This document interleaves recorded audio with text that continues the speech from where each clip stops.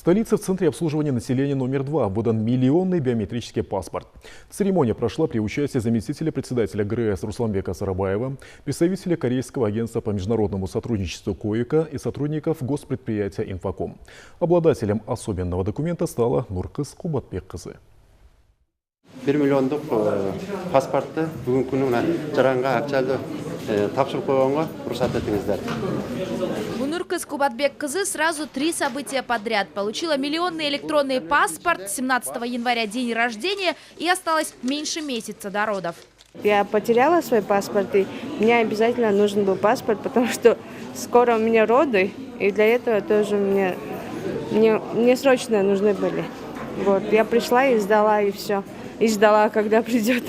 В этом ЦОН в день выдают около 2000 паспортов нового образца. Но настоящий аншлаг был в первый рабочий день. Было выдано около 4000 документов. На сегодня каждый 6-й кыргызстанец уже оформил себе электронный документ нового образца.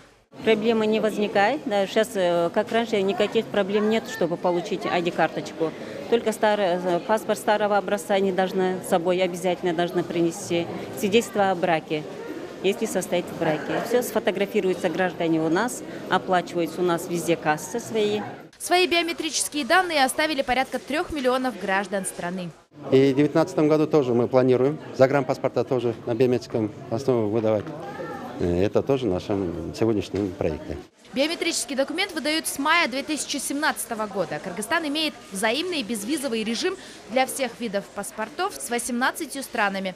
Срок пребывания без визы ограничен специальными соглашениями, и для каждой страны он обговаривался индивидуально. На вершине топа паспортов биометрическое удостоверение гражданина Сингапура, позволяющее бывать без визы в 127 странах. Ширина Санакунова, Оскар Уланулу, Общественный первый канал.